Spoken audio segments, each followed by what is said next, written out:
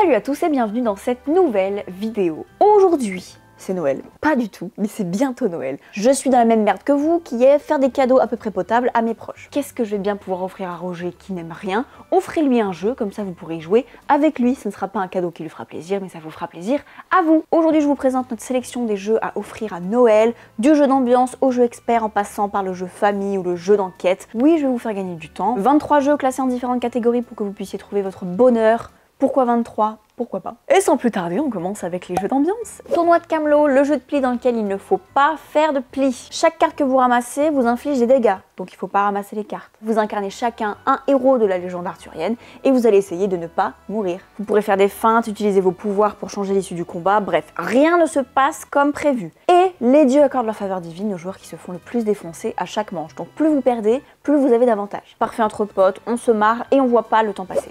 Au suivant, on passe à pierre, papier, magicien, typiquement le jeu de soirée, en mode pierre, feuille, ciseaux, boule de feu, vous lancez des sorts avec vos mains pour récupérer la plus grosse part du trésor. C'est tout. Les règles sont très simples à apprendre, donc même en fin de soirée, ça passe nickel. Alliance, trahison, aucun honneur, aucune dignité, évidemment. Cabot, bluff, déduction, vous avez 4 cartes, vous en connaissez que 2, et le but c'est d'avoir le moins de points possible devant vous. Vous allez en échanger, utiliser des pouvoirs pour faire chier les autres. Souvenez-vous de votre jeu pour pas faire n'importe quoi, et ayez le moins de points pour gagner la partie, c'est tout. Fun, rapide, à 2 ou à plein, chez vous ou dans le train, c'est le jeu de toutes les situations. Et boîte métal, forever. Incassable. Ces jeux rentrent aussi dans la catégorie petit budget, mais on va tout de suite l'étoffer avec les jeux petit budget. Village pillage à l'abordage, un jeu de bluff pour tous les types de joueurs. C'est la guerre avec vos voisins. Vous pouvez pas les saquer, ils peuvent pas vous saquer, personne peut se saquer. Votre but, collecter 4 reliques royales pour péter plus haut que votre cul. Ça se dit pas? Les cartes de base sont très simples et tout le monde a les mêmes. Et en mode Shifumi, vous allez à chaque tour jouer devant vos 2 voisins. Pour gagner des navets, voler des navets, oui le navet c'est la monnaie, vous défendre, acheter des reliques, acheter des pirates qui sont plus puissants que vos cartes de base. Bref, tous les moyens sont bons pour pourrir ses voisins. Vous pouvez lancer du gravier, lancer du fumier, prise de risque, chaos, traîtrise, navet, une très bonne soupe. Si vous avez un village pillage classique, vous pouvez combiner les 2 jeux. Vous cherchez un grand jeu mais dans une petite boîte à petit prix, 1923 Cotton Club. Bienvenue dans la gamme 1900, tous les jeux de cette gamme sont liés à un événement historique et une mécanique. 1923, on est en plein milieu de la période de la prohibition aux États-Unis et vous allez essayer de créer le bar clandestin le plus réputé de tout Harlem. Vos adversaires essaient de faire la même chose, c'est donc la guerre. On est sur la pause d'ouvriers, donc vous allez envoyer vos hommes de main pour s'associer à des gangsters, faire passer en douce des cargaisons d'alcool, ramener des artistes qui eux-mêmes attireront des célébrités qui feront de votre club le plus coté de tout Harlem. Pas trop de gangsterie, hein, si vous êtes trop criminel et à un moment votre réputation va chuter. Paillettes, musique, politique, plein de choses à dire sur ce jeu. Très bon rapport qualité-prix. Cabot, un super jeu de bluff dont vous avez peut-être déjà entendu parler. Pas cher, pratique, j'adore. Vous n'avez personne d'autre avec qui jouer que votre coloc ou votre moitié. On passe à la catégorie jeu à 2. Renard des bois, un petit classique de chez Origames. C'est un jeu de plis, vous marquez des points en fonction du nombre de plis que vous faites. Celui qui a 21 gagne. C'est pas compliqué, les petits pouvoirs sur les cartes, c'est sympa, voilà. En couple c'est top, avec ta mère c'est top. Oui, je connais ta mère. Au suivant, Stellar. Vous aimez les étoiles et l'optimisation, bitch, it's your time to shine. Réglez votre télescope pour observer des corps célestes et consignez-les dans votre carnet d'observation pour faire plus de points que votre adversaire. Histoire de frimer dans la communauté stellaire. Des règles simples mais un jeu riche, des illustrations qui invitent au voyage et des petites infos scientifiques un peu partout, c'est très agréable. On change de salle et on change d'ambiance, le roi est mort. Majorité, gestion de main et conquête de territoire, oui on est un cran au-dessus, voilà, qu'est-ce qu'il y a? Le roi vient de clamser, le royaume est divisé en 3 factions et vous allez essayer de répartir les partisans sur les territoires et dans votre cour pour accéder au trône de Grande-Bretagne. Vous avez 8 cartes chacun, exactement les mêmes, donc l'enjeu c'est de les jouer au bon moment. Parfois ne rien faire, c'est s'assurer la victoire plus tard. C'est un jeu d'esprit avec des règles très pures. Le contexte est cool, le jeu est beau gosse, que demande le peuple. Et un jeu que vous connaissez pas, c'est Cabot. C'est un très bon jeu à 2. On se calme un peu sur la guerre et on passe aux jeux familiaux. Croa, c'est un classique de chez Origames. Vous êtes des reines grenouilles et pour gagner, vous devrez chasser les autres de la mare. Vous vous déplacerez sur des tuiles qui ont chacune un effet différent, vous pourrez vous reproduire pour avoir une armée de servantes, une famille, pardon, et éviter de vous faire bouffer par des brochets. C'est mieux. Accessible et transgénérationnel, les petits s'éclatent et entre grands, ça peut devenir très stratégique. Donc c'est l'indispensable famille. Voyage au centre de la Terre. Plongez dans l'univers de Jules Verne avec ce super flip and write. Atteignez le centre de la Terre en collectant des objets avant de ressortir par un volcan. N'oubliez pas de boire de l'eau, sinon vous allez mourir dans un tunnel. Bof. À chaque tour, on tire des cartes pour tous les joueurs qui vont écrire sur leur feuille ou parfois sur celle des autres. Ça se joue en simultané, donc très rapide. Ça se joue de 1 à 50, parce qu'il y a 50 feuilles. Donc vous pourrez jouer avec tous les cousins, oncles et tantes là pour éviter les conversations gênantes à Noël. Meilleure idée. On se parle pas et on joue. Le roi, c'est moi. On est dans un royaume, il y a une petite colline, super. Ils ont pas droit, vous voulez 3, nickel. Vous allez collecter des sujets dans la vallée pour faire des combinaisons de points. C'est vraiment une ambiance baby échec avec de la collecte de tuiles. Un jeu très simple à appréhender avec un vrai côté anticipation à 2. Et à 4, il y a plus de hasard, donc 2 sensations de jeu différentes. Très famille, très famille celui-là. Très famille. Et Cabo, un super jeu familial à emmener partout.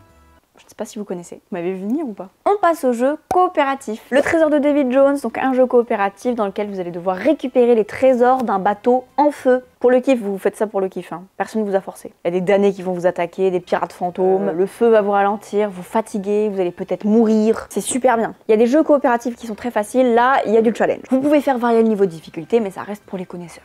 J'ai une crampe à la main, le jeu est très lourd. On passe à Cerbère. Cerbère, on est sur du semi-coopératif. Je m'explique. Vous êtes une bande d'aventuriers en enfer. Voilà, vous essayez de sortir. Il y a une barque au bout du chemin, mais il n'y a pas de place pour tout le monde. Très vite, vous allez devoir faire des choix. Vous allez vous faire avancer, reculer. Cerbère n'est pas loin derrière votre cul. S'il vous attrape, vous changez de camp. Et vous êtes contre vos anciens amis aventuriers. Encore un jeu pour se trahir. J'aurais dû faire une catégorie trahison. Il y a des amitiés qui peuvent se briser, des mariages qui peuvent s'annuler. Faut pas être susceptible. C'est pas compliqué et c'est vraiment très drôle. C'est le bon intermédiaire entre jeu d'ambiance et gros jeu.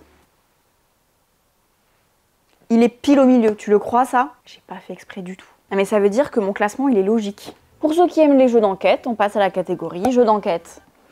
Oh ça va, hein.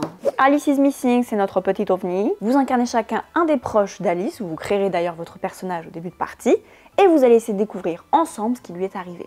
Vous ne communiquerez que par message. Ça rend le truc hyper intime, très intense, vous êtes connecté à vos émotions, connecté aux autres, enfin bref, c'est une expérience de dingue. Le jeu vous oriente, c'est un outil, mais c'est à vous de créer toute l'histoire. C'est une très bonne introduction au jeu de rôle pour les timides, parce qu'il n'y a pas besoin de s'exprimer à voix haute, tout passe par l'écrit. Et le début du plot se passe à Noël. Joyeux Noël Félix. Meurtre de sang-froid, comme c'est dit dans le titre, il fait froid, on est au fin fond de l'Antarctique, et le responsable de la station scientifique s'est fait buter. Il y a un gars qui s'est fait accuser, mais c'est pas lui. C'est à vous de trouver le vrai coupable. Pas de règles du jeu, vous ouvrez un dossier d'investigation avec des pièces à conviction très réalistes. Donc immersion totale. Il fait partie de la même gamme que les Flammes d'Adlerstein. Ceux qui aiment les enquêtes policières et enquêtes de meurtre, allez-y.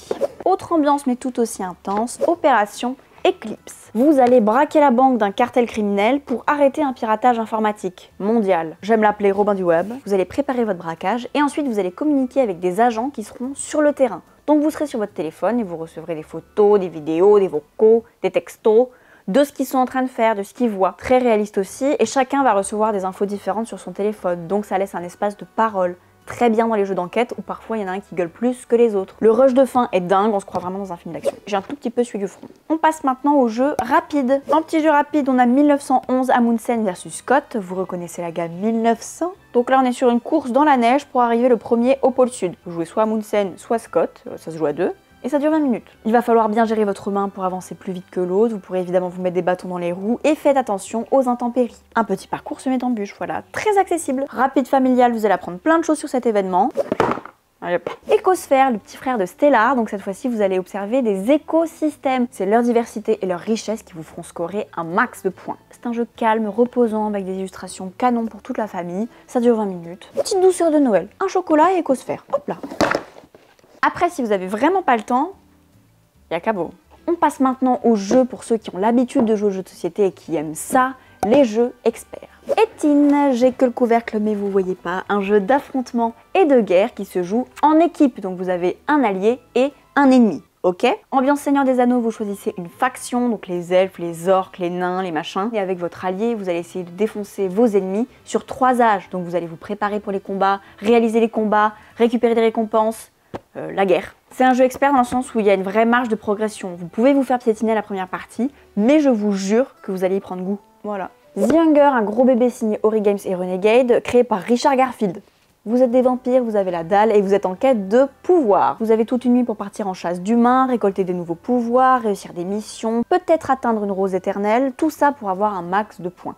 Attention, plus vous chassez d'humains, plus votre deck va être ralenti. Il ne vous aide pas du tout à avancer. T'as trop bouffé, hein, c'est tout. Sachant que pour marquer vos points, il faut revenir avant le lever du soleil, sinon vous êtes mort. Donc il y a un côté stop pour encore, c'est à vous de choisir quand est-ce que vous allez revenir au château pour pas mourir, mais en même temps il faut marquer des points. À tout ça, vous pouvez ajouter l'extension avec des loups-garous et des chasseurs de vampires pour encore plus de plaisir. Des événements aussi, des trucs qui vont se passer.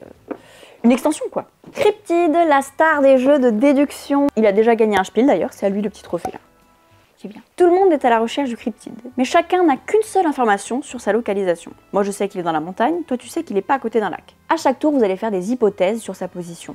Est-ce qu'il est là? Les autres doivent vous répondre par non ou peut-être. Si tout le monde vous dit peut-être, c'est gagné, c'est qu'il répond à toutes les conditions de tous les joueurs. Plein de mises en place différentes, et ce qui est magique, c'est qu'à chaque fois, il n'y a qu'une seule bonne réponse. Déduction affûtée ou cul bordé de nouilles seront vos meilleurs amis. Et enfin, last but not least, Brian Boru. Devenez à votre tour roi de l'Irlande en suivant les traces de Brian Boru. C'est un jeu qui mêle draft, pli, majorité et conquête de territoire, donc il est très riche. Si vous gagnez un pli, vous gagnez la ville disputée. Si vous perdez ce pli, vous effectuez un des effets secondaires de votre carte, qui vont vous permettre de vous développer autrement, parce qu'il n'y a pas que la castagne dans la vie. Vous allez pouvoir vous étendre, repousser les vikings, vous associer à l'église, draguer la voisine en vue d'un potentiel mariage. Toutes les actions vous servent à vous développer, même quand vous perdez le pli. C'est ça qui est hyper intéressant. Un jeu de Pierre Sylvester, donc le même auteur que Le Roi est mort, petite thématique. Et voilà, étendez votre influence et devenez le best roi de l'Irlande que l'Irlande ait jamais vu.